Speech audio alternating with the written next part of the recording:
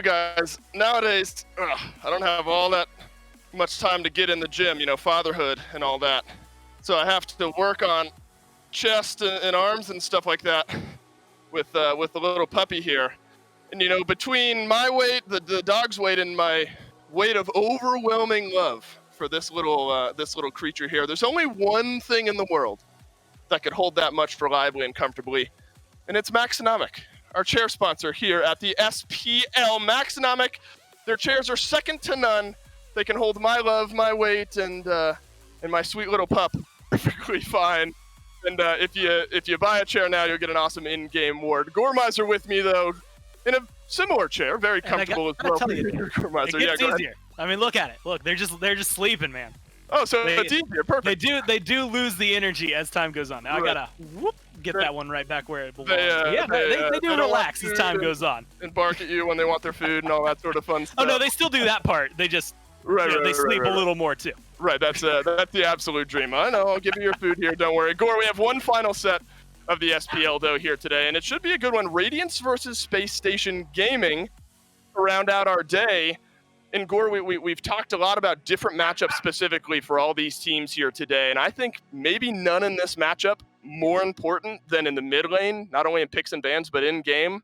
Dardes for SSG has been an absolute force in both. I mean, name another mid laner, except for Paul, that gets as much attention, right? I mean, it's just these two. Paul and Dardes have to demand so much, like you had highlighted in picks and bans, because there's so many things they play and so many things that if you give them to them and give them over towards SSG here, in this case, it's just a free win for him. At least it feels like that. I mean, up until recently, the Aphrodite had a 100% win rate for him. I think his Hera has a 100% win rate. Like, they are doing so well with so many specific mid lane gods, and Dardes is the driving factor for it. You will see him in picks and bans. He will be targeted out, or we'll see Radiance suffer because of it, and that just tends to be the way things go. I also have to say, I mean, out of all of it, the last, 4 sets I can see for SSG have been 2-0s. The one prior to that was a 2-1, where the Knights were able to win. The last one, also unfortunate for him, because Ghost was able to find the 2-0, but that's been the only team consistently able to take them down. Otherwise, I think Radiance has a lot of work cut out for him here,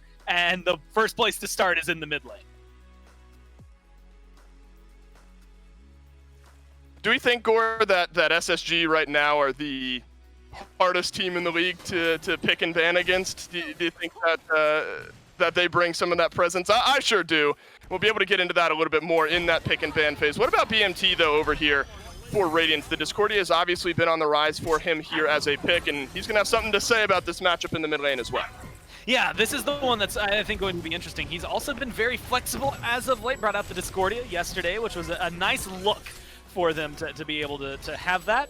But there is something to be said. BMT, regularly very comfortable, I think, in phase 1. That is maybe one of the most unfortunate things. They still get the kill there against Venenu, but you have to pay attention to, I think, the dynamic between what Big Man Tings has and everybody else. I think in phase 1, we saw the Merlins, the Raijin fit very well for Big Man Tings, and this phase has been just as kind to them, but there has been some synergy issues lately with Radiance. Yeah, sure. And so today, it's the question of which team are we getting? The super team that everyone knows and is more than capable at performing at this level, or are we going to end up getting one of the teams that we saw that went on a, 6-7 set loss streak? There's a lot of pressure, I think, on Radiance.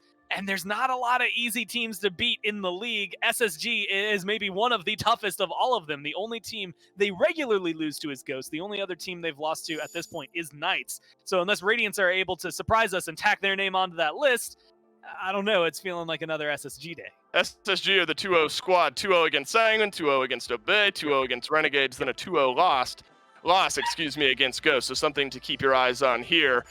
I think the Erlang Shen ban, we started to see that against very specific teams here in the SPL, Gore. I think Cherio has got to be the reason behind that. The man gets pentakills, quadra-kills, puts out pressure effectively every time he gets this pick. Yeah, and I'm excited to see what they maybe pick up instead as they move forward.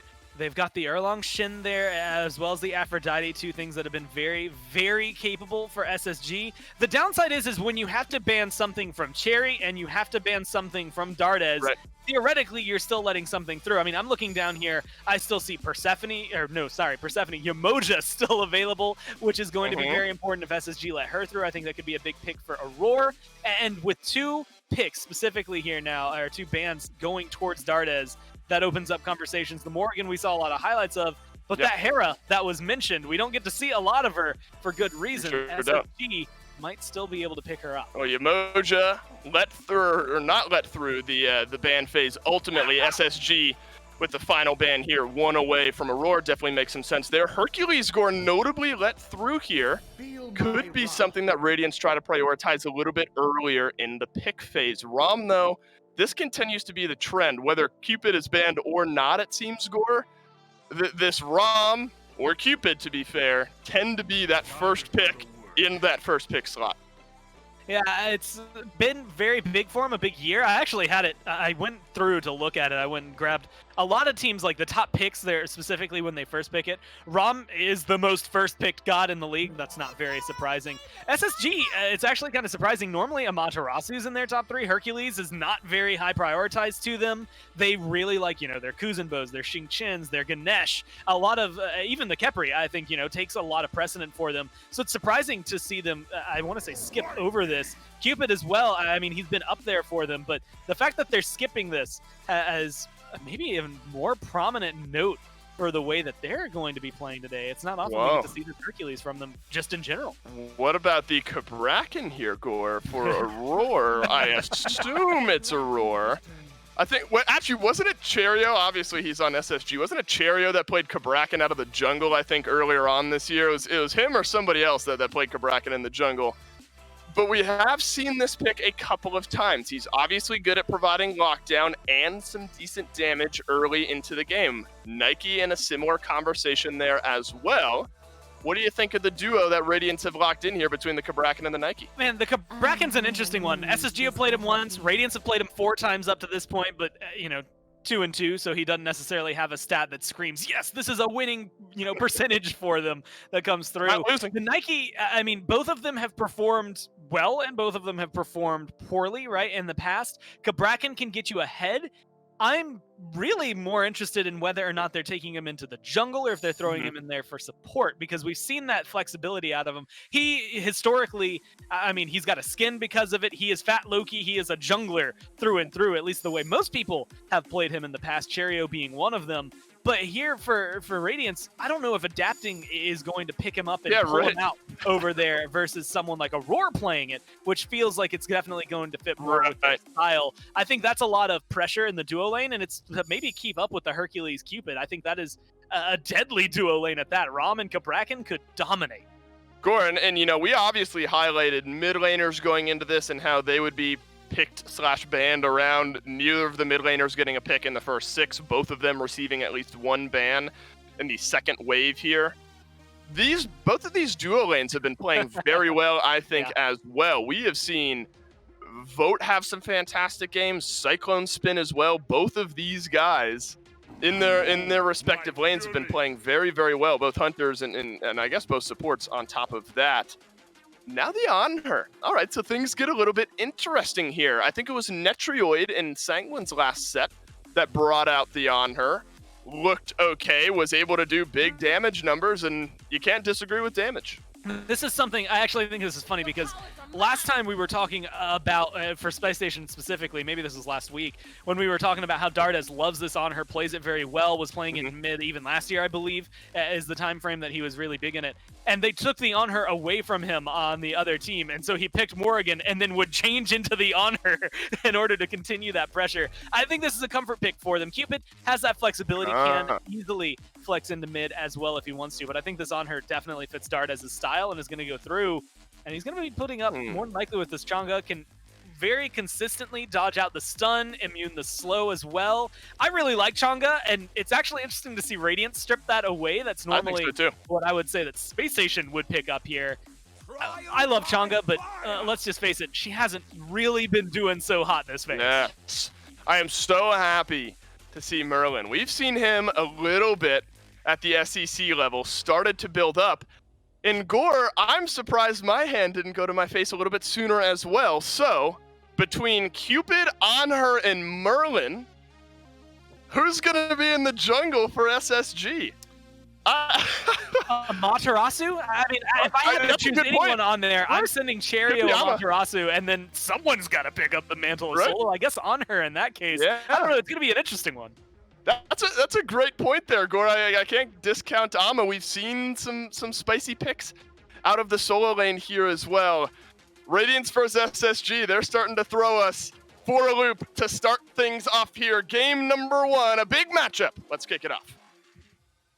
Thank you, Dolson and Gore on the desk. We certainly are going to have some interesting stuff happening in this one. Aside from just the fact that it's a huge matchup, we got to find out where everyone's going. Cherio is taking on her into the jungle. Myth, I mean, we've almost never seen on her in this position before. Go ahead and vote for us in chat if the on her jungle sways you one way or the other. Let us know. But Myth, what do you think that Cherio's going to be looking to do?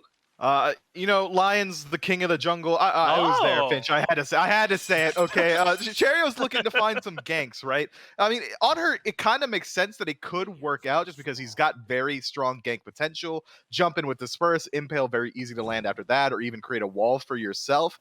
But it's so strange that he decides to take this role where you need this gold, where you need to have constant farm to succeed on a hunter, and then take it into the jungle, which has some of the most inconsistent farm there is. If you get invaded, you start falling behind. ADCs are so reliant on their items that I'm concerned that he should just get pressured out by Radiance. That really should be the strategy. And from there, an ADC from behind might as well not exist. Yeah, I mean, I wonder. I mean, just think about the things you want from your jungler, right? Like, you want them to be able to clear quickly. You want them to have good gank potential, and to have like probably some decent bursts too, right? That is what gives them that kill potential in the ganks. And I suppose on her checks some of those, and he could stack the minions up. Impale's not bad clear, maybe not the best, but I'm very interested in the build path Cherry is going to take in this one too. We might see a more ability-focused type build come out from him, and try and see if he can leverage on her in that way. Yeah, it looks like he might be going for the Transcendence first overall, which should help him out slightly, but it could also be immediately into the Heartseeker or the hi-rez. I mean, we're in uncharted territory here, Finch. I'm just going to let Cherio do the talking and the walking, and we'll talk about it as it happens. Until then, I think that we should really keep our eyes on the mid lane. That should be where the majority of the pressure comes through. No, not for... Hold your horses. That's an on her, all right? Oh, first kick! That's right, and it's on to Raffer. We're wrong. No, wait, Dardes, he's in trouble. Maybe he can make it out, but adapting a little too good. Let's see if Cherio can escape as well. He narrowly does in the tail end. That was not how I expected that to go, but I suppose an on her and a Merlin in that fight up against Chang'e Nemesis. I mean, how often are you going to pick the SSG duo?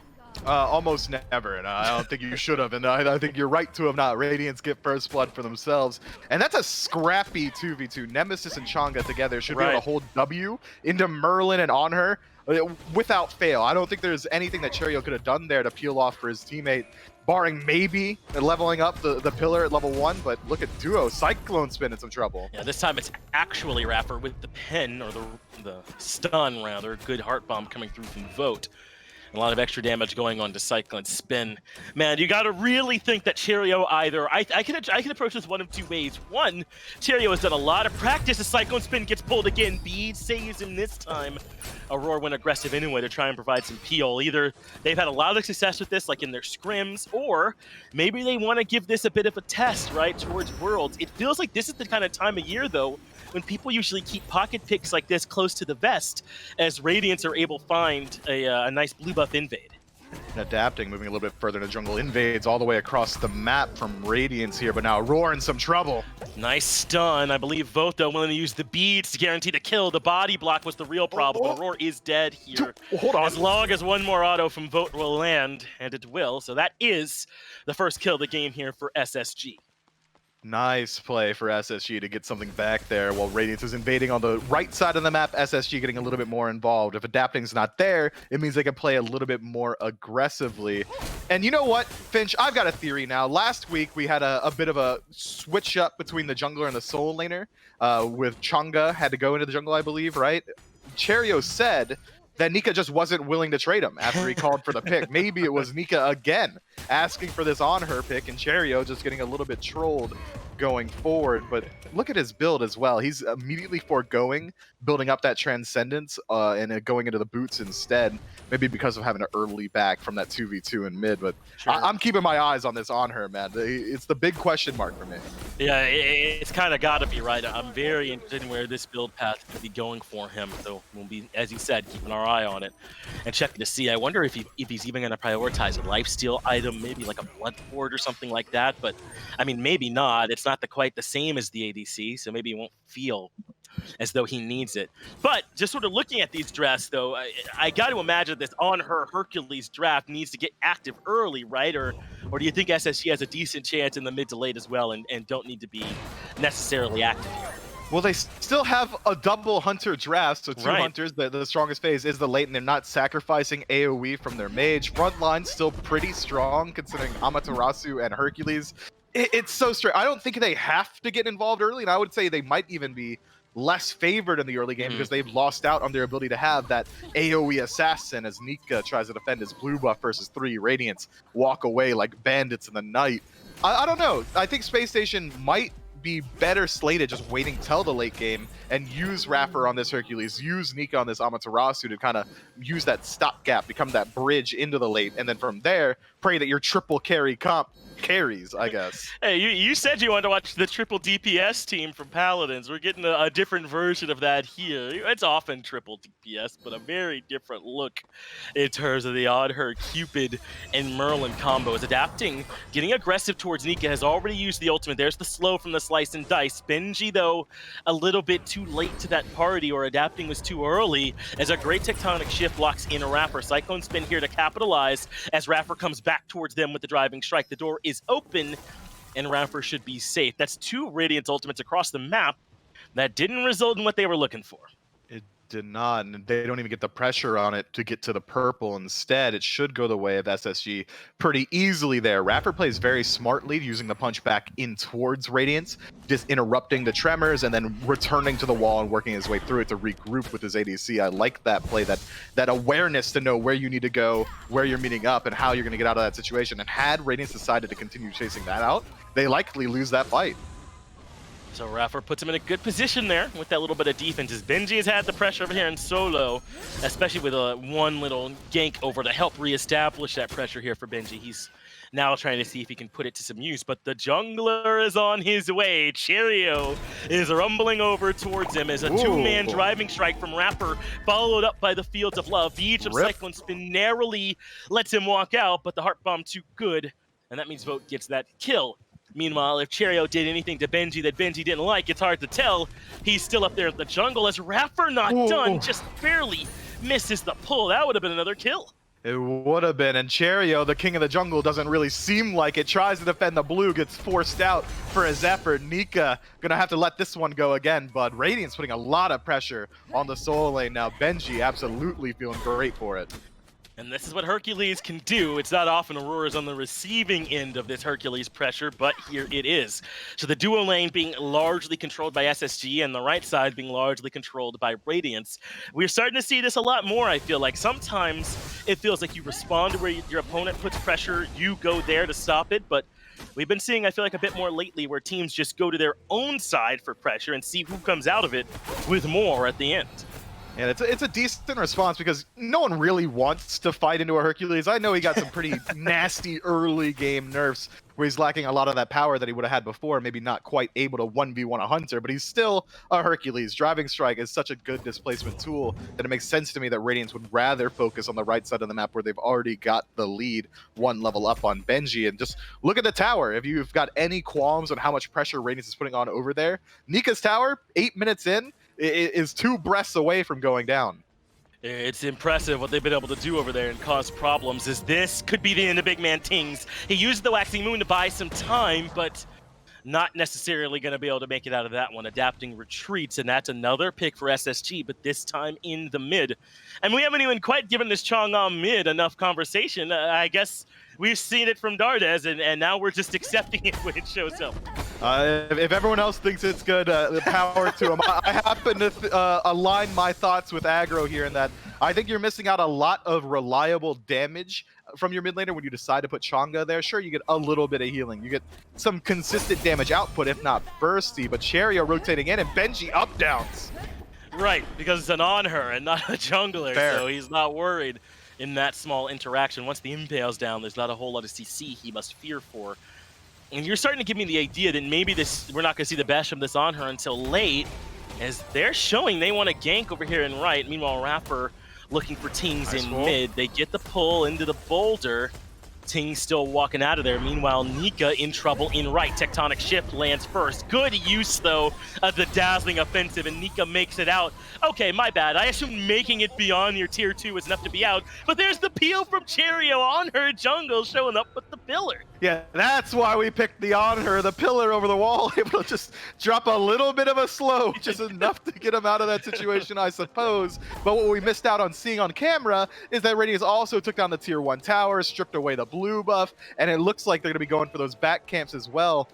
This on her pick, man, you're seeding so much pressure in the early. You got to pray that the late game is strong, and Double Hunter is good, but Radiance has a decent dive draft as well. I mean, Benji adapting, Aurora, even this Chang'e, going to make it so hard for these two hunters to really work out. Yeah, it does seem as if the Double Hunter into the Nike might be potentially tough, depending on how that second ability does, as we're having a bit of a skirmish now. And left, Rapper the target, and what a great target it is. But the Fields of Love from Vote are better. Man, that ultimate, so strong, and there it is, essentially saving Rapper's life on its own. Yeah, I like to call it a no-play zone. I say that pretty often, and it's absolutely true. Once Fields of Love goes down, I don't think anyone from Radiance wants to walk through that area. It essentially creates just a no-man's land for Radiance, where they have to seed that area. But SSG still grouping up for the fight. 4 versus 4, huge Chang'e! Oh! Yeah, Tings in the back was big there. Psycho and Spin gets Vote at the start. Aurora slowly making his way out of there. And there's the ultimate from Cherio. Not enough, though, to slow down, adapting a much-needed 2 for 0 in the jungle there for Radiance. Is going to help them finally establish a bit of a lead. And they're not done yet. Good ultimate from adapting means Tings can keep up the chase. He'll dive under the tower. Adapting closes the gap. And what a way to handle that. The ult from adapting, Tings right behind to tank the tower, and nothing that Dardes can do. He can't walk away. He doesn't have any sort of peel inside of his kit. He could have beads the slow maybe, but even then it was already too close. And from there, Big Man Ting's very easily able to land all that damage through. I don't know. This Space Station draft hinging on this on her is not convincing me. I don't know if it's convincing the audience at home or you, Finch, but it just feels like we're missing out on a player. Has Cherio really done any damage? Have we seen the Desert Fury used aggressively? It feels like, if anything, he moves in, lands an impale, and then whoever he's ganking laughs and says, oh, you're an early game hunter. Well, he's going to turn on you. And from there, he has to run away. Yeah, take a look at these charts, Doug, showing us Radiant are ahead in gold per minute. 4 of them are. All the way at the bottom is Aurora, selflessly giving up some of his farm and helping out in particular with Tings, who's level 12 and has plenty of gold in the back pocket. But I'm with you, man. I don't think this on her from Cherio has been tremendously impactful. But kind of as you've been alluding to, perhaps the idea isn't for them to control this early game really at all. They're relying on this Hercules really to kind of be that stim pack that gets them through this phase of the game, to the point where they have 2 hunters shredding everyone. I mean, we've had a lot of people walking at ADCs in the late game. SSG have now increased the chances of that happening twofold, right? Yeah, an extra hunter, I suppose. That's good math. As adapting gets caught out, no jump, he loses his life. Rapper with a nice driving strike. Yeah, this was not where Radiance wanted to be, though they have a chance to turn this around. Big damage from Tings, and Rapper falls in trade. Jungle for support, but so far, SSG happy to give up their support if it's slowing down the enemy jungler, and Radiance can't find anything else in trade. A little bit less than 3,000 in the lead for Radiance, but they are nonetheless in the lead. Only 13 minutes in, so still of some relevance. But look at all this pressure they have on the map. That left side tower almost dead on the side of SSG. The mid tower at half health as well. If those fall down all of a sudden in the early game, SSG has no way to contend with these lesser neutral objectives. Pyromancer and Goldtree going to be much easier for Radiance to confirm. And if you're hinging on the late game and you know that Hercules is your stopgap measure to make sure that you get there, I think we need to see more out of the Hercules. If it really is that Cherio knows he's going to pop off, I need to see more from something somewhere, because bleeding is bleeding nonetheless. Even if you expected to lose the early, this lead that Radiance has is huge at this point. 13 minutes in, I think they could do no wrong. If they want to start the Gold Fury, SSG is not favored in that fight. Yeah, I have to agree. It's not their moment. Cherio did get the Transcendence. We'll see if it helps him in this next little skirmish. Gold Fury already down to about half as Radiance have pulled it. All 5 members are here to secure it as well, and really SSG not present. Good bit of zoning. All Raffer could do is throw out the ult. Fury belongs to Radiance, and they've extended the lead out even a bit more. And they're still roaming around the map as a group. Not going to make it over here towards Cherio and Dardes in time, so they get away with their excursion into the Order side jungle, and looks like that's about all Radiance can get here, but obviously they're happy with it. Yeah, no complaints from Radiance. A free Gold Fury is just that, free gold in the pocket. SSG try and invade that right side, but aren't quite willing to step into the speed buff all the way, which is a good call. You don't want to be caught that deep in the jungle as an on her at level 12 at 14 minutes. I mean, it's a death sentence, right? Even if you have your Merlin with you, it seems like there's not a lot of pressure coming out here, but here's that double ADC build coming into fruition. Yeah. Instead of going the standard Atalantas, we see Cherio picking up the Executioners, and we see Vote for going the Atalantas as well. So now that Executioners is going to be acting as a passive for both of them. If Vote and Cherio together are able to hit someone, this damage output should be ridiculous. Just that defense shred that Cherio is able to afford his team. It'll be helpful, and as he's covered alongside the passive, not bad at all there for Cherio, and we'll double up for Vote. We've seen a bit more of this Odysseus's bow in that third slot. Even they're not getting additional pen, as Adapting looks for the purple invade. Vote commits the ultimate here to try and deter him as Cyclone Spin loops around the top. There's the roll off the mark with the cripple arrow, and Vote makes it back to the tier 2 safely. That's now the tier 1 tower in left and in right, brought down by Radiance. They've only lost their tier 1 tower in duo.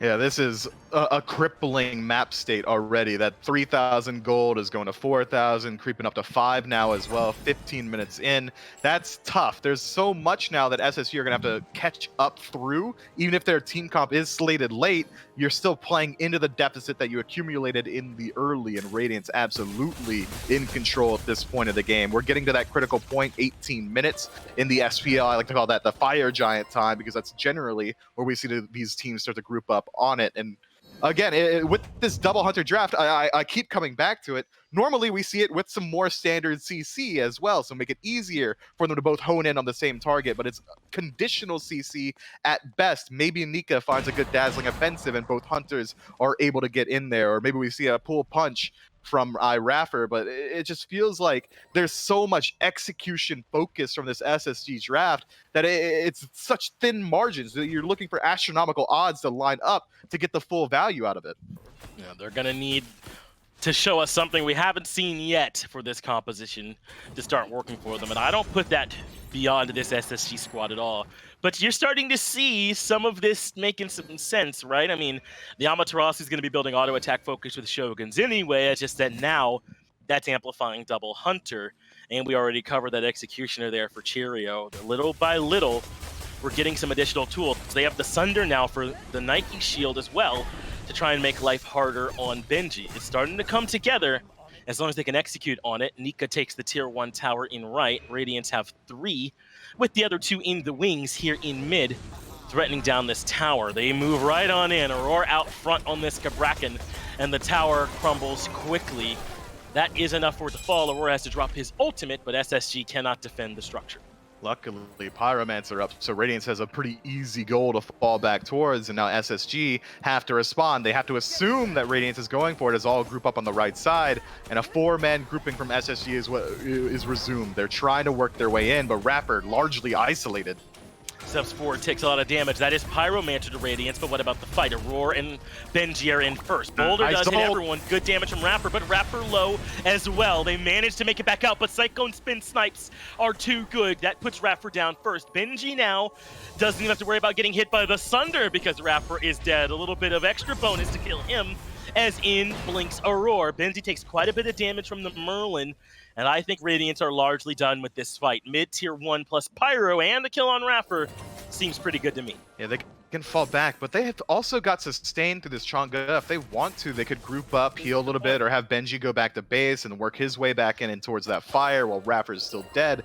But instead, a little bit more of a hesitation play. Instead, going to go back to base, spend up the gold that he's accumulated from winning 2 back-to-back fights, taking out a tier 1 tower and a pyro, and just in time for that Oni Fury to respawn in the next 15 seconds. Radiance have the opportunity to force SSG into making another hard decision. Do we let this neutral objective go, or do we try and defend? Well, we saw what the defense looks like, and it wasn't too strong just yet. This late game draft that they've got for themselves isn't quite there. Maybe a couple more items to be able to turn it around, and we need Raffer to survive. If Nika's allowed to just go into the back line and dive alone without any help, it's not going to work out. They need that Sunder as well to deal with Benji on this Nike. Things are not working out. Well, the Oni Fury very low here at this point. Radiance, though, kind of balancing it back and forth, not willing to hard commit. You can see the crit damage from Cyclone Spin coming in as well, as Benji takes a lot of damage in the front. SSG largely doing their job. They force Radiance to reset the objective, so what can they do from here? Rapper's already used Mitigate Wounds and the pull as Cyclone Spin tries to snipe out Vote, but the Aegis keeps him alive. Nika has to disengage as well to the side, and Aurora gets stopped by the Impale. SSG are holding their own, but Radiance could always back up and heal just like that. So hard to lock down this Chang'e, so much dedication onto it, and it just doesn't work out. SSG is still able to keep around, but Chang'e's doing the cha-cha slide in the back line, healing up her entire team, and SSG just has to sit there as they're low health. She certainly is. Now the goal 3, though, been released. Benji goes in, though, and drops the shield onto 2. Sunder comes out, and Benji is done. Cheerio gets the kill credit for it, and Radiance struggling to maintain control. I think SSG just wore down the attrition squad. Yeah, it shouldn't go down that way, but it absolutely does. That ranged damage, that double hunter is starting to come into play. We don't have to move into your range. We'll fight you from back here, but now Space Station, again, still dancing around this Oni Fury. Neither one feeling confident enough to move in, and this Chang'e is still healing her entire team. Not her entire team, because Benji's dead, but everyone who's left. Out comes the boulder, and how does Rapper get popped like that? Maybe some crits coming in as Nika gets an eye full as well. That's 2 going the way of Radiance in response. The Fury, though, does go the other direction. SSG takes that, and Radiance, despite being in such control there, Mifflin, I think they might be running into a bit of a wall here. Yeah, this SST draft finally starting to show the fruits of their labor. This double hunter putting out a lot of damage. It took a while, 21 minutes to be exact, but now they can start working back through this lead that Radiance have accumulated. That Gold Fury, that Oni Fury rather, a very good start, able to split up the map, but Radiance, undeterred, they're the first ones to fire. Let's see if they started up. Adapting has started wailing away, so in come SSG. Radiance must have some confidence if they're pulling this. Let's see him put it to good use. Not a lot of relics available on either side as Aurora is on zoning duty. Adapting drops an ultimate 2, that's deterrence, and Radiance get the objective. Great zoning from their front line, but how can they capitalize from here? Because they're surging forward. Cyclone Spin snipes are good. Not able to do enough to kill Vote completely, though. I don't know how you kill someone partially, but either way, Radiance have the FGA, can start to back up. They can, or they can surge forward. They've got time to work with. Looks like they want to contend with these Oni minion waves first, collect their minions, and then resume the push. 3 tier 2 towers standing between Radiance and the base of Space Station, and their siege is strong. The displacement tools, if anyone steps too far forward, Aurora can very easily separate them with the wall, and then from there, range CC galore. Big Man Ting's ultimate, even adapting to shred away the defense. Nobody's safe, and certainly not Cheerio this deep in the jungle. No, Cheerio needs to get out of here. I knew he's got some backup coming from Nika as he finds the Impale. Thorn saying to do what you can now, knock up there too, but Cheerio avoids it with the leap, and Benji continues to push forward. The rest of Radiance is not too far away as the boulder has already come through. Big ultimate from there from Benji, and the Sunder off the mark from Rapper, so that shield is here to stay. But Radiance are done with their fight and backing up here at this point, Myth. But I think Radiance showed us something too. They burned through that fire giant expeditiously. They also were able to win the fight on the back of it. I think that they're not quite as done as I might have thought. They're certainly still in this one. Expeditiously. That's an A1 word, Finch. I'm happy to hear it Hey, out no of your problem, mouth. bud. But SSG were able to repulse at least one more push, but we still have so much time left on the side of Radiance with this Fire Giant. 2.5 minutes to work their way through, and a lot of those ultimates that SSG are going to be reliant on for the siege defense have already been expended. Rapper no longer has the CC immunity through his boulder, and Dazzling Offensive is down, their best engage tool. So now, what's Spacestation going to do? At best, a soft defense, I'm thinking. I think so too, but so far they're doing a little bit better than that. Tower is very low, but Radiance have been pushed out for the moment. At this point, though, putting up another defense here would seem a bit ambitious with it this low and so much damage coming from Cyclone Spin, but SSG still present and still looking to defend. There's the Pillar from Cheerio first. Aurora is in, Waxing Moon as well, Wow. and they've already got plenty of damage, but the Fields of Love has Aurora stuck. Vote gets the kill, and Cyclone Spin snipes do not find a home. Now it's Nika's turn to get involved. All the relics from Cyclone Spin are done, and that Pillar from Cheerio is absolutely cracked. You gotta be kidding me with that one. That locks down one more, but what can Radiance do in the disengage? Adapting gets the kill on the Dardes. It's still swinging as Cheerio falls as well. They somehow turn this back around into a 2v2. Benji cannot find any more, and SSG gotta be glad with what they got. Man, Radiance could have done better there. Donde está adapting, hiding in the jungle the entire time, only comes in to land 2 auto attacks after Radiance already turns around that fight. Had he gotten involved a little bit sooner, he may have been able to peel off for his team. Make sure that Nika falls after he commits himself with a dash in the Dazzling Offensive, or even Raffer. It just feels like that adapting was a little bit too hesitant to rotate in, but SSG do so much there to burn through the time of that Fire Giant. Only 40 seconds left and 2 members dead still. There's no way. There's no way that Radiance can continue this push. Instead, now they get to reset and go into this next Fire Giant with a pretty sizable lead, 7,000 gold, but they could have gotten so much more. SSG do a fantastic job defending. Truly impressive defense, man. And they've got so many ultimates that make life hard for Radiance, right? The Dazzling Offensive, the Fields of Love in particular, was pretty brutal in that fight as well. If Radiance overstep for a moment, or even just commit normally, then all of a sudden it becomes an overstep thanks to some of these ult. Now, Radiance have great pick potential on their own. This Bracken, this Nemesis, this Chang'e, all excel at that with the Waxing Moon ultimate for her, but I don't know if it's going to be quite enough as SSG maintain themselves. They're staying in the rearview mirror and making life hard on Radiance. Yeah, they're just equalizing as it is, but now Radiant's going to pick up another objective, the Primal Fury, making this next Fire Giant that much easier to clear out. They don't have a lot of time to rotate over, but they do have enough time to go back to base, pick up a couple of wards. 30 seconds left till that respawn, and SSG are the first ones on the scene. It's Raffer establishing that defensive positioning, but it's a bit of a disparate grouping from Spacestation. We already see Vode on the opposite side of the map going back to base, Nika in base as well. With how it is, I don't think we're going to see SSG step out of base here. I think they're just going to let this one go the way of Radiance. I'm thinking that's likely too. I mean, we're talking about how much closer SSG are getting, but we got to make sure, at the very least I do, I'm giving Radiance credit for this lead, man. They're way out in front even still with this 8,000, more like 9,000 gold lead they're currently sitting on. So even though SSG have really fought back in, you got to think Radiance are pretty heavily favored in the fights with that experience and gold lead. Now, they're considering going up to this FG. SSG, though, are so far here to stay, Myth. I think they might be considering putting up a defense. And you know what? They've gotten to the point of the game where this comp should be at its best. We've got the kin size online for the On Her as well as the Aussie, so we finally get some lifesteal to stick around in these engagements a little bit longer. And I think if we take a more macro view, we could see the merits of this draft now. SSG have tons of damage output from a range. They're not able to really engage deep. They really only can counter-engage with this triple ranged draft, but it's worked out for the most part from behind. Had they been able to keep a little bit more afloat throughout the early, this might be a completely different game 27 minutes in. Maybe SSG, experimenting with this new draft style, has found something that could work in the future.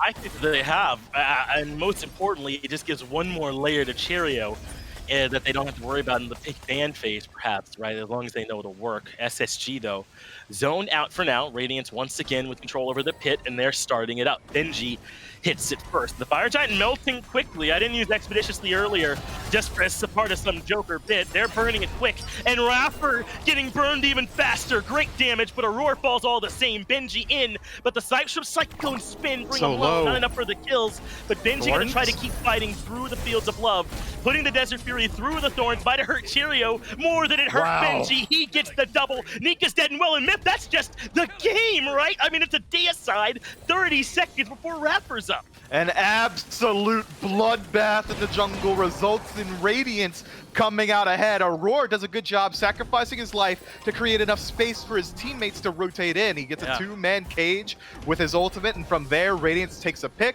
and chases down the enemy team. Benji doing a fantastic job dealing with the carries in the back line, and the Titan should fall here, but Raffer, 5 seconds? Yeah, Maybe. Raffer's not that far from being up. Titan's down to half HP, and I just don't think he'll have the time. Radiance, Raffer not even moving from spawn, are able to get this done. 28 minutes in Myth.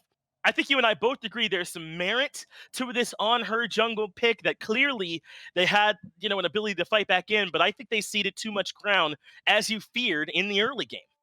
I think that if you want the on her jungle, and I don't think it's the worst thing on the planet, you are essentially seeding the early game. You're losing a teammate for a while, but it's one way to make sure that you still have that AoE mage. You don't have to sacrifice it. Normally when we see that Dumble Hunter draft, it's going to be in the ADC role and within mid. But if you're going to do it, you need some early game carries, some early game powerhouse presence. Hercules works, but you want some more pressure out of your solo. You want some pressure out of mid itself, maybe even a Hebo or a Thoth that can establish poke from a range. I think SSG's kind of cresting on something here that's a very good idea, but we're going to need to see more polish on it before it works in the SPL.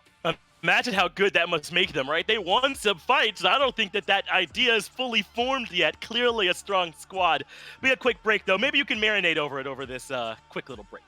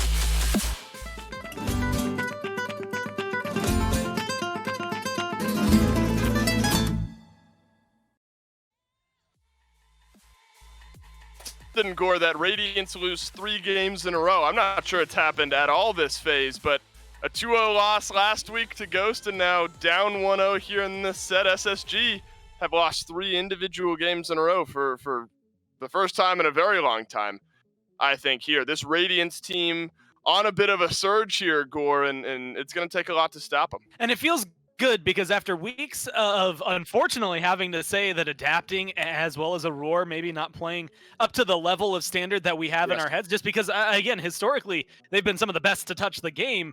It's nice to be able to get back in and say that they're part of the reason that they're back on this surge. They are absolutely people who need to be talked about. I mean, Tings looks really good on this Chang'e and gets some sustain that is necessary. I think Benji has a really good game on this Nike, because most of the time Raffer, unfortunately on this Hercules, ended up falling, so that Sunder didn't come into play as often, I think, as they would like.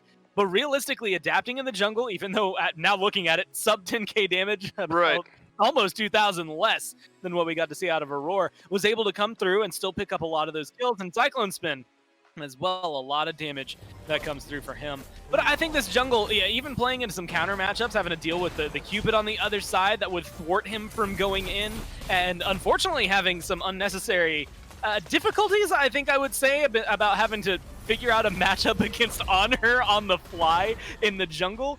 I think he was able to play very well here, and again, have a much necessary and much needed return to form for them as Cyclone just comes through and continues being a monster for this team. It feels like Radiance have just hit their stride again, right? It feels like the team that we've kind of been missing for the last few weeks. Gore, Cyclone Spin has played Rom 5 times in his last 6 games. Only the Heimdall was sandwiched in there. If you'd like to know, I like to rattle these off here. Cyclone Spin's KDAs on Rom over the last 6 games: 5-2, 10-1, 5-3, 9-4, 8-5. This guy might not be allowed to play Rom. I don't know, man. He is he is just so good on this pick. It's something you have to look at, and I think you really need to consider if you're SSG. Either it's the sort of Cupid Rom conversation, but he's obviously shown he'll go to the Heimdall if the Rom's not available. But those numbers are just too good. Those numbers are just too good, Gormizer. We'll see if there's any adaptation in picks and bans for game number 2. I don't know if we'll see the on her out of the jungle. It admittedly felt somewhat underwhelming there in game 1. Kind of maybe too conditional on the setup for the rest of your team. Yeah, I think that's really what it came down to. I heard Mifflin mention it a few times. We were talking about it, behind the scenes, where it's just like, you've got a stun, technically. But that stun is dependent on where is a wall. Like, is it nearby? Can I get the pillar up? Or do I have this angle? Because otherwise, you're not going to be able to come through and lock them down the same way other junglers can, or even other supports can. Maybe that comes through. It was also weird to see, you don't often get Raffer on Hercules. In fact, I'd have to go look, but I'm pretty sure that was the first time that I've personally seen it come through. Wow. I mean, they don't play it too often. It is not necessarily their number 1 pick in support. Maybe they're trying some flavor. Maybe they're picking up things that are fresh. Maybe it was just to try and make sure that Radiance couldn't get it. Either way, I don't know if that's something you go back to either, and it seems like they agree. Yeah, the Hercules taken away here, maybe from Raffer and Aurora in one fell swoop there. Rom's still left open. I wonder if that means first pick here for SSG, though Cupid is as well. Vote, I think, tends to like the Cupid a little bit more than Cyclone Spin does, but obviously still likes the Rom as well. Gore for the KDAs I just listed, and then some, and then also Vote has been playing very well recently. Rom makes just too much sense here, and I like SSG going with him first. Yeah, I really love the pickup. Again, Cupid is usually the one that we see in retaliation of this. Maybe not the end of the world. Cyclone, as you had mentioned, does like Cupid, likes Rom, likes anything that he can take over to there into the duo lane. And honestly, I think Comfort Pick is a little bit more leveled out overall for Radiance. I wouldn't be surprised if a Cupid ends up being on the docket. But this is the thing that's been interesting. So Nike, was a monster in phase 1 and kind of transitioned and came out big in the jungle. Then in phase 2, the new Sunder made her disappear from the jungle, and people have realized, you know what? I'm not really in the firing line of Sunder that often if I start solo instead. It seems like the solo laners have kind of reclaimed her as their own. And honestly, it comes with the fact that if you're the jungler and you're forcing them to take a relic to beat you, that still ends up playing against you because you're in all of these fights. If you're a solo laner and they have to take a relic to deal with you, then that's just a win for you. I mean, yeah, okay, they're going to blow up my shield. They're not going to kill me. I'm tanky as hell. I don't have to deal with anything over here. I'm Nike, so I think this is a good pickup for Radiance. Nice. I like this answer, though, from SSG. Ganesh has always been good for Raffer, and I like Hera for Dardas out of the mid lane. I think it's comfort, but sometimes you see teams sacrificing good gods for picks that are just a little bit more comfortable, and there is a middle ground. I don't think SSG are necessarily doing that here. I think they have comfortable picks that are also very good and sometimes under prioritized. I think SSG through their first 3 have got a fantastic 3 picks for what they are looking to do in some of these games. And again, it's all, like you said, comfort. Hera fits perfectly into their compositions just because of how Dardas plays it. The Ganesh and the Rom balance each other really well. Ganesh isn't necessarily the best for the first few levels until he gets that ult online and he can maybe start making some impactful rotations in the jungle. Rom helps counteract that. Rom is very good at boxing early on, is very good early game clear as well. It's maybe going to still suffer overall to this Cabrakan, who can get aggressive and just put pressure on you, but I think it's a much better look for Raffer altogether to be able to lock this in. It feels more comfortable, more SSG so far in the top 3. Yeah, and Radiance going with a similar combo to game 1 as far as engage. They liked the Sentinel of Zeus to slow down, Cabrakan there on the ultimate to follow up with some things. Similar vibes, though, going into the second wave of picks. SSG have their mid laner, though, so that'll be a little bit different. Radiant's going to try to limit what Cheerio can play. They didn't ban out on her, so I don't know what they're doing here, all jokes aside. Cheerio does still have some highly valuable targets there. How about that? Cherry pulling 3 bans now. For a long time, it had been Dardas pulling a lot, but Cheerio more than not recently, at least in that second wave of bans, seems to make sense. They leave his picks for a little bit later on. Kuzenbo now drafted on in. I suppose that's a solo lane Kuzenbo, though with the weirdness we've seen out of the jungle, maybe we're not so sure. I think it all depends on this next one before I'm able to throw down my cards on it. Otherwise, yeah, I would bank with you, Kuzenbo more than likely being solo. Not necessarily a place where we see Ganesh go ever, so it would definitely fit better there. And yeah, with the Raven, it definitely feels like it's going to go over there. It's not something that's foreign. I mean, honestly, Kuzenbo used to be solo lane for a long time. I remember seeing a lot of people play him over there. So picking him up, playing him in that regard and in that role is going to be able to be maybe a long time ago comfort, but maybe some comfort nonetheless. And he still brings the same late game pressure. This is more SSG feeling. Everything about their comp feels a lot better for them as a team.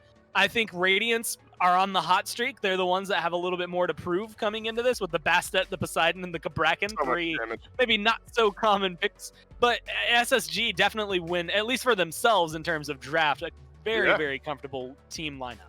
Radiant have just so much burst, though, Gore. It feels like they have the Kraken, Bastet jumping in there, Cabrakan even supplying a little bit.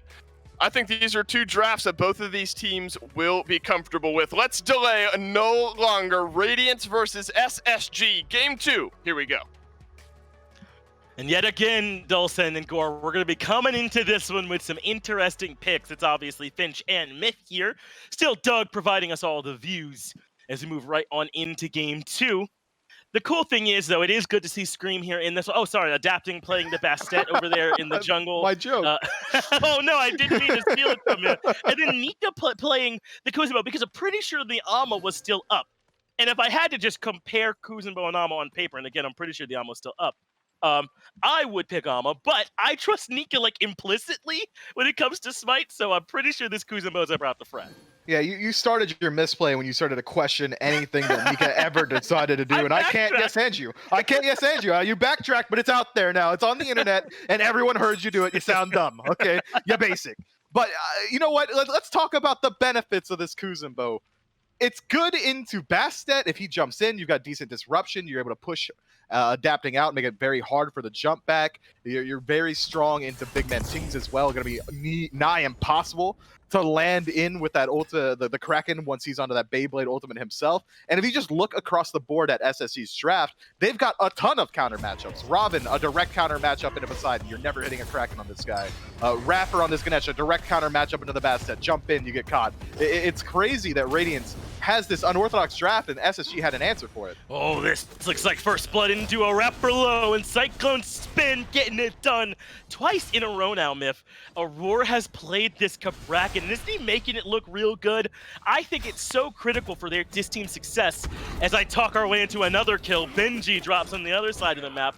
It's so big for Aurora to have another pick outside of the Hercules, and this Cabrakan might be becoming that pick. Yeah, Cabrakan and Guan Yu rising to the leaderboard of Aurora's picks here. I like it a lot. And he makes it look easy, right? And my man just dropped into the middle of the map and tremored a wave, and essentially Rapper walked in and chose to die. It wasn't really a concentrated effort. I mean, he kind of delivered himself, and Aurora absolutely happy to take it. Adapting with the jump in. Good route from Cheerio means Dardes gets free damage. And that is the response there in mid. So we talked about, obviously, this first blood over here in left, but a good gank from Cheerio. They find a kill onto Benji. We're seeing more solo lane ganks this year than just about ever, man. I mean, there was that meta when Cyclone and Weekend were playing together. There's a ton of solo ganks, but this is about it since then, man, and it's been pretty crazy. Yeah, we're getting shades of a 2-1-2 back from Season 4. We're seeing this jungler just kind of hovering a lot pretty often. It's something that I think you see a little bit more so often in the SCC and SOC to try and establish a little bit of early pressure. And once a Kuzenbo pulls a lead on this Nike, already we're seeing what happens. This damage output is becoming a little bit too much. Keep him inside that tower. Benji's going to be struggling for the near future. But what is Spacestation going to be able to do with that lead? They need to look to invade this purple, but Radiance controlling the duo side of the map, doing the exact same. Oh, but this is trouble. Cheerio looping around back, and Aurora's going to hard commit without knowing. There's the stun, and there's Cheerio. Good stun from Aurora, buys him a second, but how much further can he run? The slows are all there. Cyclone Spin must protect himself. What is it? VRS, save yourself. I've never once said it. Come save me. And that is what Aurora told Cyclone Spin. Yeah, you got the VHH on lock, huh? Help! Please! But, you know, Cyclone Spin, a veteran player, not gonna fall for the VHH. Instead, looking out for numero uno, lets his boy die there. Aurora just overcommits ever so slightly onto that purple buff. And already, Cheerio is looking so much better on this Robin, getting involved in the early game. An early solo gank goes his way. He rotates into the purple and turns that fight around for his team as well. I'm loving it. I love it when Cherio's playing these guys where he can initiate fights and act as a solo agent, diving the backline, doing what he needs to do. More of this, less the on her, please. At least until the rest of the comp, I think, gets figured out around it. I'm kind of hoping we see that on her again with a different squad supporting him. I think there's some potential as Radiance and Aurora and the boys have to try and figure out how they want to approach this one, Myth. Tings is on this Poseidon for them in the mid, and they've got some decent setup from Aurora around him. I wonder if the idea is going to be to try to get some big Krakens out here, but that's kind of the only way they consistently set up. Big Man Tings might have a tough one here. He does, especially considering already we've highlighted Cherio's job being this backline diver is going to be to sit on the big man Tings. That direct counter matchup with the overhead kick means that Kraken's never going to find its way home. It's Poseidon's best peel tool and also just ineffective against the enemy jungler if Cherio's playing around it. So he's going to have a tough one lined up for him, especially considering by Radiance's draft, there's no inbuilt peel. This is all engage. Benji and Aurora, that's engage. You're not using Cabrakan to fall back and stun out for your backline. You're going in and setting up kills. So if Big Man Tings is left alone on an island, normally your mid laner relies on jungle help or even the ADC. And with the Niflheim ultimate coming out from Heimdall, that'll get rid of one. But Bastet's got no inbuilt CC. A root off the 3 is about it. She's playing that dive position exactly with Aurora and Benji. Big Man Tings has a tough game ahead of him. Yeah, I'm thinking so too, and you laid it out pretty clearly, all the obstacles that he's got to face. But I do also think that Tings has at times been one of Radiance's best players. Agreed. We can address it a bit later once this blue buff invade gets resolved. Hey, it's resolved. Too many red jerseys there. We'll leave. Yeah, I mean, I think that he had some struggles when the whole Radiance was struggling. It seemed like Tings wasn't sure what he's wanted to play, but I think that he has risen to his role really, really well. He is on a team of superstars, man. Every last one of them have an argument for best in their role. And yet there's game after game where I think Tings is looking like maybe their first or best player. You know, somewhere up there, he's had some really good games. He does get kind of outshined on occasion by Cyclone Spin in recent weeks. It's hard when you're a star to be standing behind a Sun, right? This guy who is lauded as one of the best players in the world for good reason. Hey, Suns are the stars. Yeah. Well, all right. Hey, look, don't expose. There's like 11,000 people watching. Don't expose me, okay?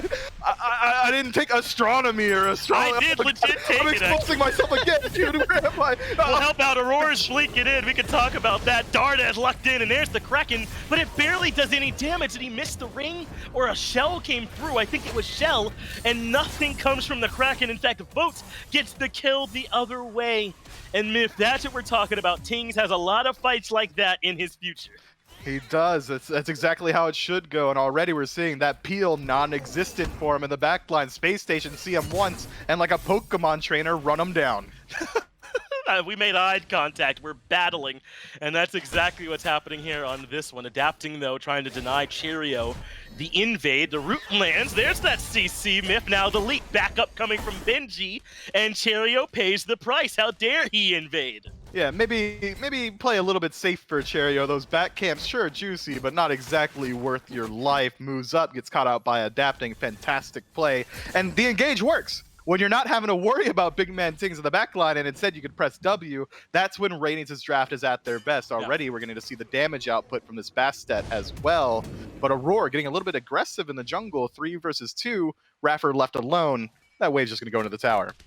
Well, maybe Raffer gets over there and can prevent at least that from happening. But I think the big headline is we're already seeing that there's a lot of things that's going to make Tings' life difficult in terms of finding value out of this ultimate, right? And I mean, a lot of the times its best use is kind of, as you covered, as that self-peel, and maybe it'll help him if he's got Nika or Raffer on him. I guess only Nika, but Cheerio is really the one doing the diving, and Cheerio's really the one with the best matchup, right? Gonna be scary for him. Gonna have to make sure he's being mindful of a lot of stuff, right? Aegis eventually, shells, and overhead kick all need to be down before Tings is finding pay dirt. Agreed, but I want to see more from Cherry already. He's got about a half-level lead over his opposition in Adapting, but he's kind of slowed down his pace in the last couple of minutes outside of getting caught out trying to invade those back camps. But power to him. Junglers need farm. You got to find it wherever you can. We're scrappers, man. So I understand why Cherry would go so deep. But we need to see him put some pressure in the soul lane, in the duo lane somewhere, because he's going to get outscaled come late game by this Bastet. He needs to play around the phase where he's at his strongest, and that's right now. We'll see what else Cheerio can do with it. 1-1 and 2 has been somewhat involved, but really SSG have not often been the aggressors. We've seen Radiance kind of overstep or look to take fights, and SSG respond to it well.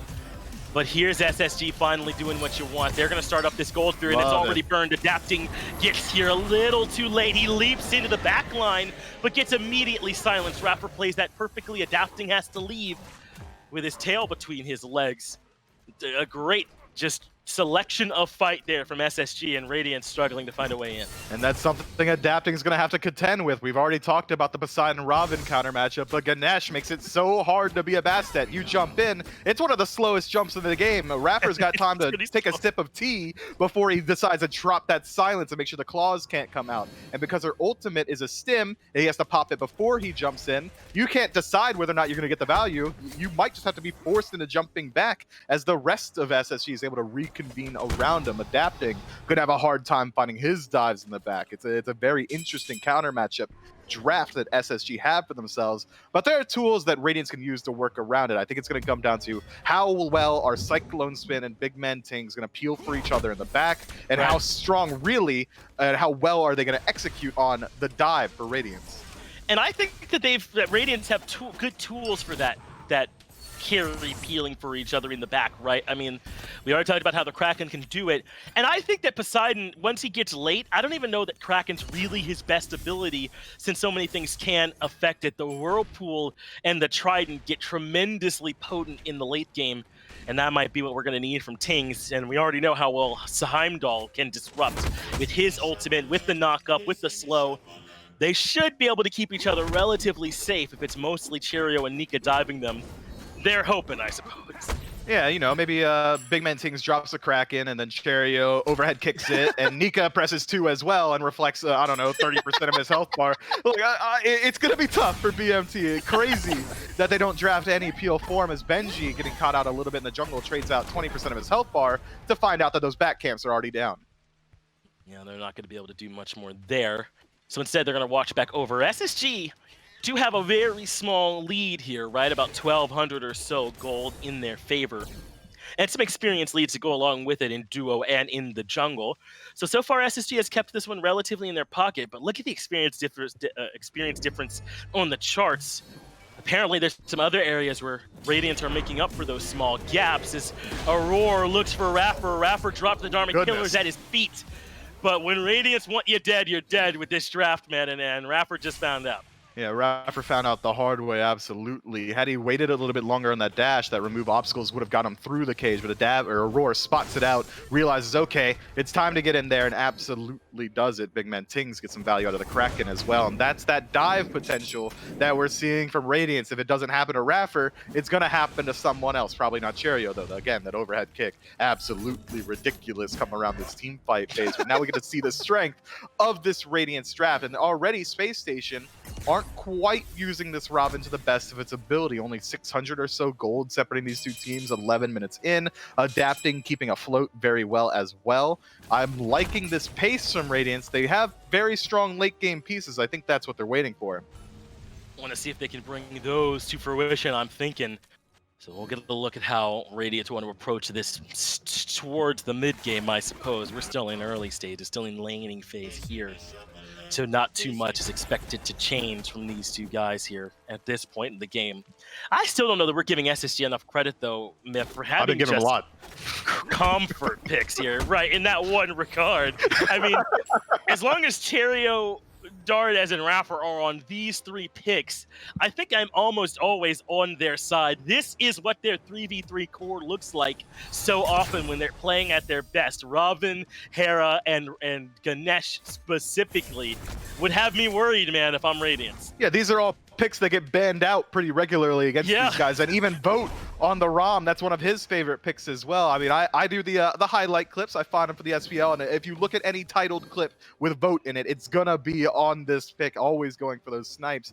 But I love the draft. It just makes sense with how they're going to want to play. In the back line, it's going to be Dardes and Vote peeling for each other. Dardes very safe with the polymorph. Vote having an absolute chainsaw kit in the late game with that additional attack speed from the second ability. And even Raffer can diversify how he wants to play around these fights. Ganesh can play that engage role with the ultimate, dropping it at a range for the slow, and then dashing in to find the knockup. Or even fall back, use the silence to peel for your backline. All of a sudden, Adapting's having a much harder time dealing damage as well, because the backline dive core of Space Station is Cherio and Nika. They can hold W with the best of them, and incredibly safely with the picks that they've taken. I love this draft from SSG. Look at this grouping. Well, maybe less of a grouping now as Dardes starts to rotate. Looks like SSG were grouping up around the Fury as it spawned, but they started to move away from that. Aurora's locked down Raffer. Good peel there, but the Kraken better. Whirlpool keeps him trapped. Still alive. Raffer lived through all of that? That's so crazy. I mean, he has not even stacked Thebes, and they don't have the damage to kill this Ganesh yet. But Radiance do still seem to have the pressure. SSG has been pushed out, and Radiance are starting up the Fury. In fact, Benji's not done. He nearly gets the solo kill onto Vote. Cherio dives in with his ultimate, forces Radiance off of the Fury as Benji's Thorns keeps him alive. Meanwhile, Cherio has to retreat as well. The ultimate from Cyclone Spin locks down Nika, and Radiance, they haven't gotten the kills yet, but they've done a whole lot of damage. Adapting, though, as he likes to, is here for the cleanup. He is, and he's looking for a little bit more. Stepping up to Dardes, finds the claws, but not enough damage to get the kill. Meanwhile, Radiance on the actual objective, picking it up for themselves. And now this team comp seems to be, the strategy is separate the team fight. Let's have some people staggering in with a dive, and then we'll play around this back line. They're not even using the initiation truthfully. Instead, it's all 4 as a core in the back, where someone's just chasing out, dealing a little bit of damage. If you survive the dive of Cherio and Nika, and Radiance absolutely do, it just works out for them. Unfortunately for Space Station, having Raffer fall so low initially in that engagement means that they can't really fight their way in. And when people are low health and Adapting's on the enemy team, you know he's hitting the gas pedal. He's waiting for it every single time. Anyone at 10% has got Adapting's number. He knows what his time is to get in. But I think that my alarm bells for Tings are going off even more now, right? I mean, I think that you need to be able to get that kill, right? And I'm not saying Tings did anything wrong. That's the whole point. Tings hit all of it, right? He hit every tick of Whirlpool, the Kraken in the center. It was all there, dude. And it just was not enough damage. Tectonic Shift was there from Aurora as well. So if your Poseidon is struggling to get that one shot, and it is against Rapper, right? The tankiest one they're looking for. But it's early. He wasn't that tanky yet. That'll work against Dardes and Vote for sure, but it shook me a little bit that wasn't enough for the kill. Yeah, Rapper survives the initial because Adapting decides to jump past, but it doesn't matter. Radiance looking for the Pyromancer, no one there to contest as of yet. Kraken might not kill Rapper, but it'll certainly finish off an objective over the Dharmic Pillars. And I think that it might be a little bit of lacking penetration in the build from Big Man Tings early on. That makes it harder. The Pythags piece sacrificing a little of that true damage that you would get normally from something like an Obsidian Shard or a Spear of Desolation helping you out. Instead, he's getting a little bit more lifesteal and survivability in these fights, perhaps worried about that dive potential from Nika and Chariot, a quick pivot from BMT. And I think it's a pretty interesting one that should pan out well for him. I think he'll be in a good spot as Benji has aggressed a little bit and he's getting locked down. Polymorph, Argus, the whole CC chain is here. But hey, if I'm going to give Tings a hard time, Benji just walks out of 3 as well. Tectonic Shift.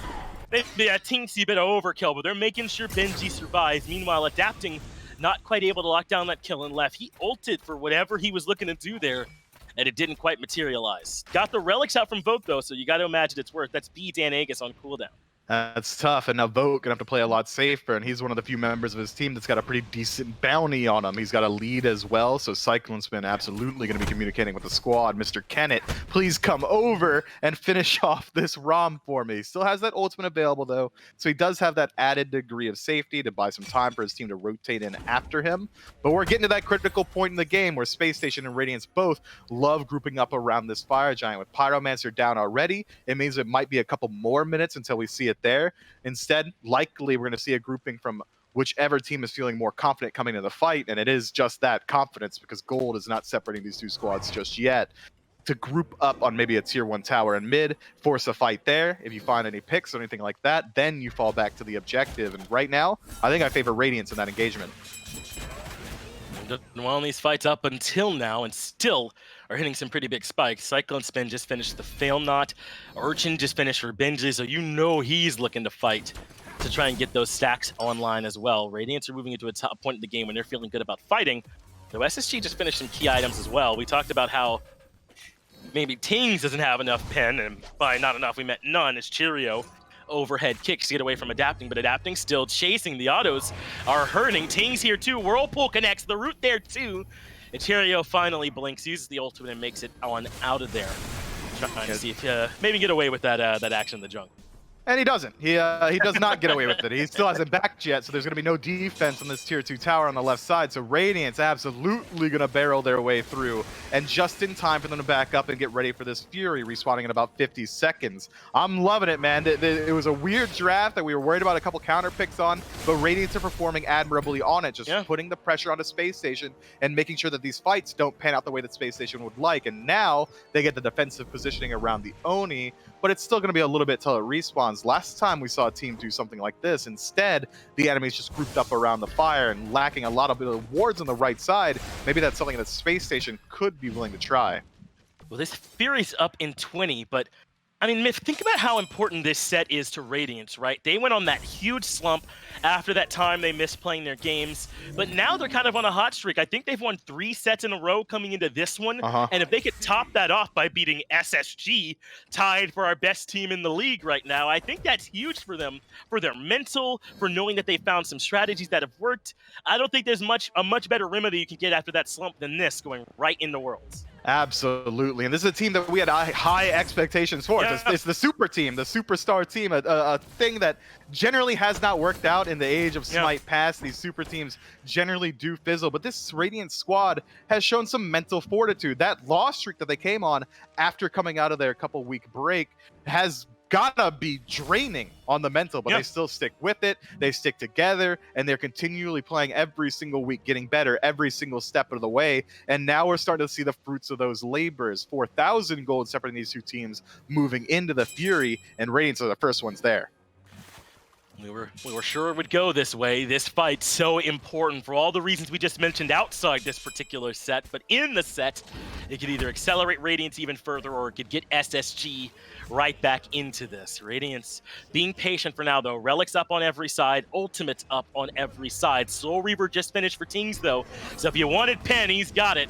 And ready to start fighting. Aurora is out in front, interrupting Rapper. Now he drops the Tremors, but Space Station are moving in. Fury low, down to a quarter, but Cheerio has dove in the back. The Fury's been leashed at this point. That is trouble for Benji. Good shield, though, gets him out, and the walls from Aurora locks in Cheerio, but Cheerio lives for now. The snipes for Boats hitting in the back, and it's SSG starting up the Oni. Radiance lose the fight, but don't lose any members, and have to give up the objective.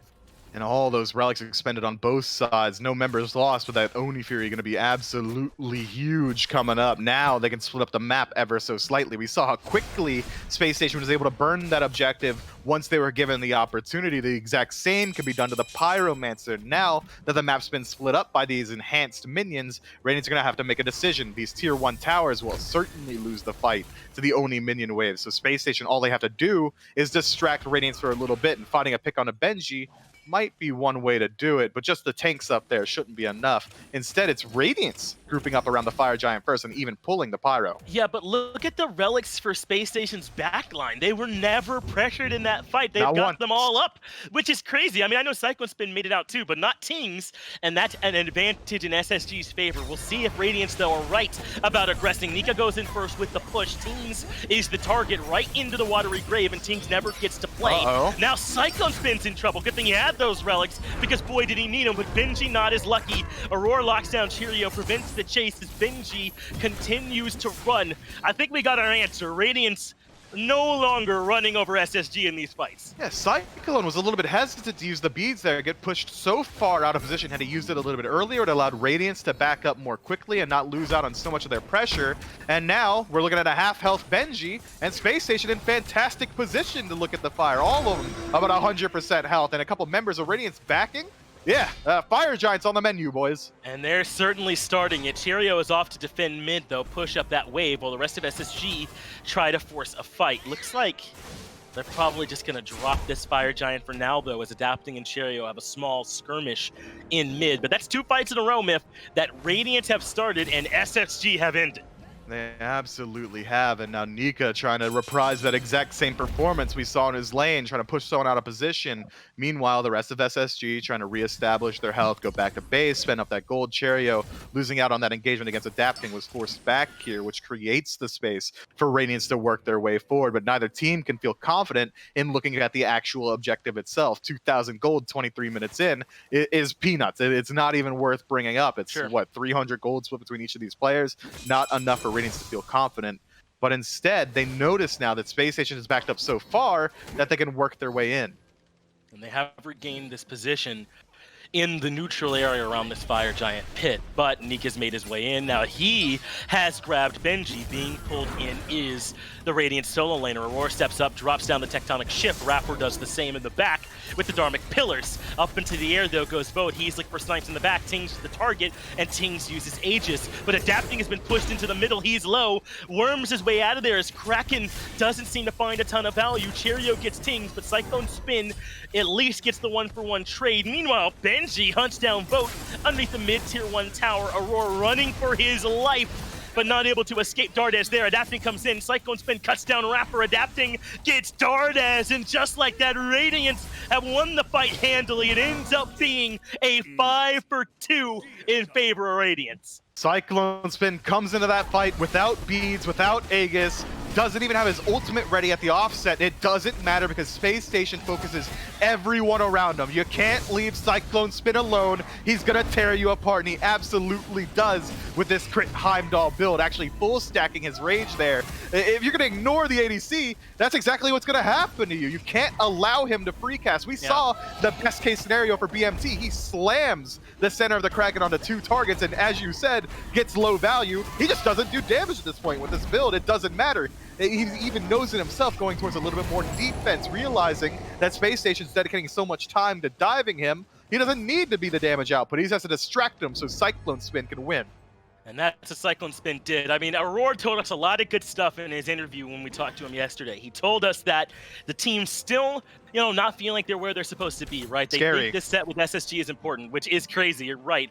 But he also said that Cyclone Spin told him, if you keep me alive, I will kill them all. That is what Cyclone Spin has said. Psycho. And that's exactly how he's playing, man, right? I mean, if you can keep this man alive, he will do what we always knew he could. Remember back when we were always saying Cyclone was the best player in the world when he had fights like this on the regular? We're starting to get that Cyclone Spin again. We are, and just in time as they gear up for Worlds, and just in time for Radiance to gear up for their siege. That tier 1 tower going to go out without any opposition, but SSG do have some decent defensive tools. Darda is able to poke from a range on this Hera. Vote very easily going to shred anyone who steps too far forward, but Radiance, they're going to play it a little bit slower. This is the first real lead they've been able to establish in this game. No reason to throw it just yet. We've got plenty of time on this Fire Giant, 2.5 minutes. Let's pick up the Fury and then work our way through these towers, collect some minion waves on the way so you can push every single one. SSG this far down, Fire Giant on 5 of Radiance. They're not going to step forward for anything. No, they'd be certainly better served to playing a bit defensively in this one, but they are only down 6K. I know you're right, the FG adds a lot onto that in terms of the sustain and power it provides. But SSG might want to take this closer fight before a worse fight shows up. It's a hard call, Myth, I feel like. And they're going to at least show a bit of a soft defense on this tier 2. Adapting in left. He's got 11,000 player damage, 3rd in the game. Can he give them another good fight here to secure this tier 2 tower? SSG are in the defensive, but it's Radiance that moved in. Tectonic shift in the back, and Dardes is the target, but Relic usage good, and he lives through the onslaught. Now Cyclone Spin shredding, Aurora getting shredded from the ADC from SSG, but Benji gets rid of Dardes, Nika falls as well, and somehow Aurora just walks out. Now Benji in a battle with the last 2 members of SSG that are back, and he's winning that one too. Radiance should eventually be able to take the mid tier 2 tower and then make their way in. They should be. Now Vote still alive, has the tools to keep his game alive as well. Still has the relics available to him. But again, Radiance gets away with a fight where Cyclone Spin goes untouched. Look at his health bar. This man hasn't been hit. You're right, he has had nothing to worry about so far, Myth, and they're going to see if they can end this game now. 2-0 up against SSG. Dharmic Pillars comes out from Rapper in order to dissuade them, but the Titan's down to half. Kirio has already fallen. Vote and Rapper are all that remain. The dual lane has a lot to do, but Radiance has brought the Titan down too low. That's the 2-0 as SSG fall. Insane game there. Cyclone Spin spends the first 10-15 minutes just revving the engine at the start line, waits to get to that Fire Giant, claps forward, man. You can't ignore this guy in your backline. He'll tear you apart, and that's a dissertation, a 28-minute dissertation on exactly how it's going to go. You got to kill him. That's the only option. Yeah, I mean, I cannot wait to see these post-game stats. Cyclone Spin had buco damage undeniably by the end of that game there, Mifflin. Radiance, maybe they're back, huh? Finding the 2-0 over SSG and extending to a 4-game win streak. We'll ask the desk, though. They'll break it down. Sure does seem that way with Radiance. I talked about how SSG hadn't lost 3 individual games in a row ever, or if not ever, it's been a very long time at least. They have never, this phase at least, lost 2 sets in a row. They've lost, 4 or 5 total? Neither of those 2 back-to-back. So uncharted territory for SSG for sure. Let's see how Game 2 panned out. In the post-game stats, Gore, similar story to what we saw in Game 1. Some setup from Benji and Aurora, and Cyclone Spin and adapting there to provide some last hits and some good damage. Yeah, I think adapting, like when we were watching it, adapting was kind of the one that popped into our mind. And then we watched Cyclone Spin systematically eradicate everybody on the enemy team, it felt like. And then he hit the pause button and then just did it again a few minutes later. Just in case you were thinking about not talking about him. Benji once again comes through and does a lot of damage and a lot of control for his team. But again, adapting and Cyclone, I think they're the ones to really look at first, just because adapting, I have to talk about him again, much like we did last game, just because he has been one of the factors that has been hit or miss for this team so often. And, you know, there's maybe a conversation to be had, maybe it's a little bit of a joke, but SSG trying to avoid a first seed curse, right? They were just like, you know what, maybe we just lose to Radiance. Like, that's not the end of the world for us, and we don't have to be first seed, we don't have the curse applied to us. But I also think there's a lot that comes into it where adapting just played well, and not uncharacteristically well. This guy's a 2-times world champ. It's just not necessarily what we've been seeing for a few weeks. So it's been refreshing to get 2 games in a row where it was consistent. And then Cyclone just did Cyclone things. You let this man into your backline, it's a bad time for you. And it's a continued trend for Cyclone Spin, right? Where we've seen Hunters recently, a few notably, really start to heat up here in this phase of the SPL, especially down the stretch. Cyclone Spin, absolutely one of those guys. And Radiance are definitely better off for it. Gore, Phase 2 playoffs are just going to be better for everyone if everyone is playing their top game. Now it seems like Radiance are going to be giving these top teams, as if they're not one of them, a run for their money in the sets that they play. You look at the flip side of the coin, though, hard now for SSG to figure out, I think, where you need to go with things here, Gore, especially if, as you point out there, the standings now, they'll be down in that 2nd seed spot. Ghost Gaming, 1 more win and 1 fewer losses. So pretty firm there for Space Station Gaming in the 2nd seed spot. And the real look at this point, Radiance, I mean, they fell down. They fell down hard. Look at them now, Dave, tied with Sanguine for that 3rd place spot. And so this is going to make it more important, you know, Sanguine having not lost a day, Radiance getting 2 wins this week, bringing them kind of back up into that equation, means that next week, the last week of it all, is the time for these teams to try and solidify themselves. Both of them have, I believe, only 1 set that they have to play. And that is where this weight is. If Sanguine win, Radiance lose, they're 3rd. If Radiance win, Sanguine lose, they're 3rd. And if they go into maybe a tie, then it's head-to-head. You know what's exciting is both of those teams, you're correct, play 1 game left to determine that 3rd seed spot. Both of those games happening next Saturday, October 31st. Both of those teams will be in action. Let's see what next week has in store for us. Renegades versus E-United. Yeah, oh no, I mean, Radiance has the tough they have draw to go there. against Ghosts? They're going against Ghosts, right. Brutal for them.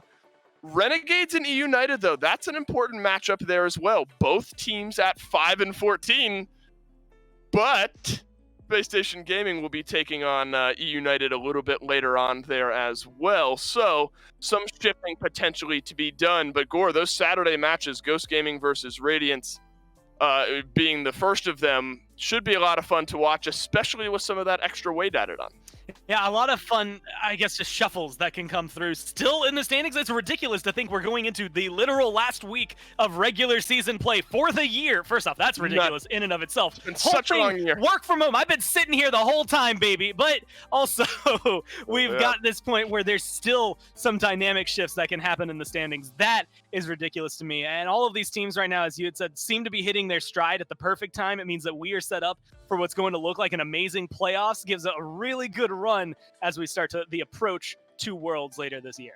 Getting emotional just thinking about how long this year's been for all of us. You got a puppy? I know we got a puppy. It's been a wild year for sure. 1 weekend left in the SPL. We'll see you guys next Friday for that. But as always, on behalf of myself, Gormizer, all the other casters, everyone back in production, thanks for watching, and remember to go vote.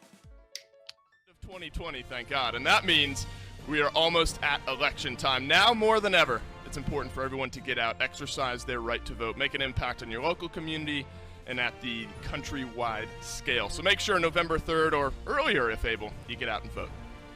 Go vote. Go vote. Canadian, by the way, but understanding that elections are important and obviously you still need to vote. We literally just say the word vote. Vote. Vote. Go vote. Yeah, I'm gonna say vote also. Go vote. What are you still doing here? Go vote. Hey guys, make sure you go out and vote. Hey guys, remember to go vote. And remember to vote. Vote. Go vote or I'll kick your ass. Hey guys, remember to go vote. Well, I know at times your vote can seem elusive, but it is indeed your right to vote. Make sure that you're paying attention. Get out there and vote. What the f does everyone want with me, man? Jesus Christ.